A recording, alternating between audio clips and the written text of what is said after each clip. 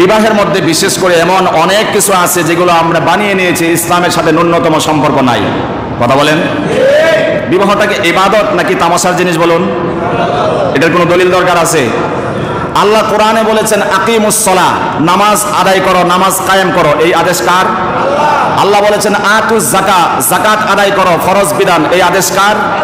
আল্লাহ বলেছেন কুতিবা আলাইকুমুস সিয়াম কামা কুতিবা আলাল্লাযীনা মিন ক্বাবলিকুম লাআল্লাকুম তাত্তাকুন, রমজানের রোজা রাখো, এই আদেশ কার?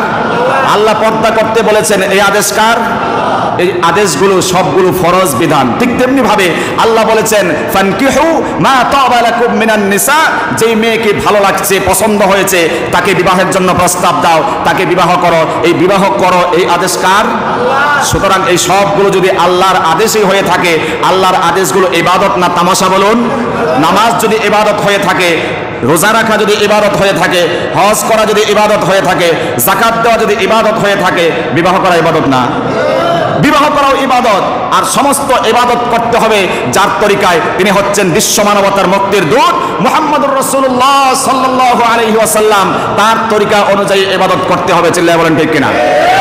ইবাদত যদি হয়ে থাকে বিবাহটাও, নামাজ যেমন ফরজ ইবাদত, রমজানে রোজা রাখা যেমন ইবাদত, যাকাত দেওয়া, হজ করা যেমন ইবাদত, আল্লাহ আদেশ করেছেন আনকিহু ফানকিহু মা তাবা লাকুম, তোমরা বিবাহ করো, বিবাহ করাটাও ইবাদত। আর রাসূলের সুন্নাত সেগুলো ইবাদত। রাসূল বলেছেন আন-নিকাহু মিন সুন্নতি ফামান রাগিবা আন সুন্নতি ফালাইসা মিন্নি, বিবাহ করো, এই বিবাহটা হচ্ছে আমি রাসূলের সুন্নাত। চিল্লায় বলেন সুবহানাল্লাহ। আমরা জানি ইবাদত কয়েক প্রকারের হয়ে থাকে, কিছু নফল, কিছু ফরজ, কিছু ওয়াজিব, কিছু সুন্নত, সুন্নতে জায়েদা, সুন্নতে মুআক্কাদা। তো সুন্নত তরিকার মধ্যে একটি তরিকা রাসূলের হচ্ছে বিবাহ করা, আর আল্লাহ কোরআনে বলেছেন বিবাহ করার জন্য। সুতরাং নিঃসন্দেহে বিবাহ করাটাও একটি ইবাদত, অন্যতম ইবাদত, কোনো সন্দেহ নাই। ইবাদত কি গান বাজনা দিয়ে হয়? ইবাদত কি মন গড়া ভাবে হয়? ইবাদত করতে হবে আল্লাহর হুকুম অনুযায়ী, রাসূলের তরিকা অনুযায়ী, তখনই সেটা ইবাদত হবে। যেই ইবাদতের মধ্যে গান বাজনার আয়োজন করা হয়, নৃত্য পরিবেশন করা হয়, নর্তকী এনে নাচানো হয়, মদ খাওয়া হয়, গাঁজা খাওয়া হয়, নেশা করা হয়, হিরণ খাওয়া হয়, সেটা কখনো ইবাদত হতে পারে না, তামসা ছাড়া কিচ্ছুই হতে পারে না। এই বিয়েতে কখনো বরকত হবে না, এই বিয়েতে কোনোদিন বরকত হবে না।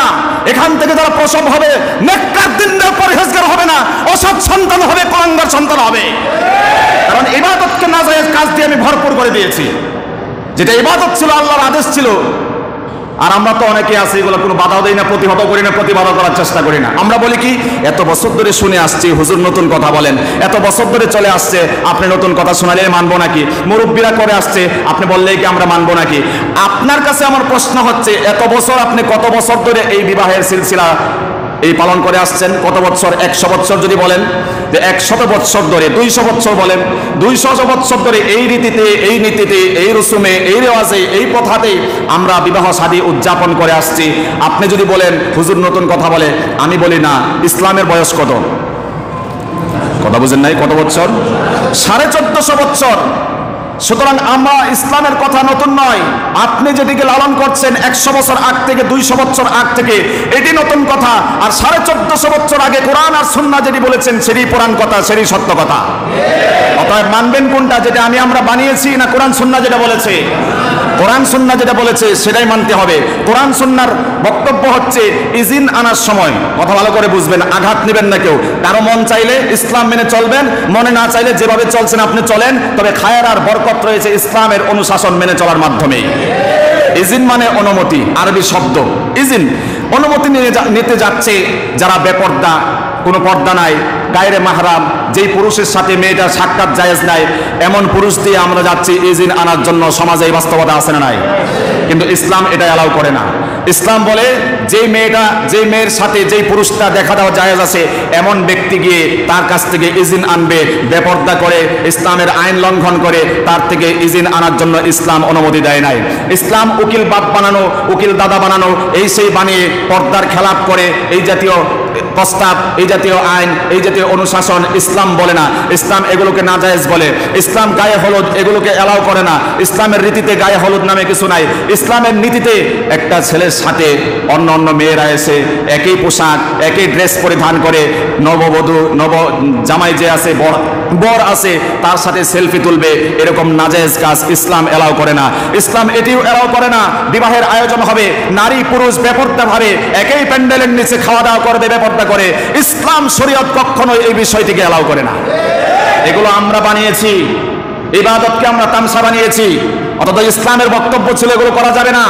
ইসলামের মূলনীতি ছিল এগুলো হারাম কাজ। সেলফি তুলে কত রং ঢং হয় বিবাহের মাধ্যমে, আপনারা ভালো জানেন। আল্লাহ রাব্বুল আলামিন এই জাতীয় কাজ থেকে আমাদের হেফাজত করুন, বলুন আমিন। নতুন কথা এগুলো বলার সুযোগ নাই, বরং এগুলো ইসলামের কথা। আমরা যেগুলো বানিয়েছি প্রবর্তন করেছি সেগুলো নতুন কথা।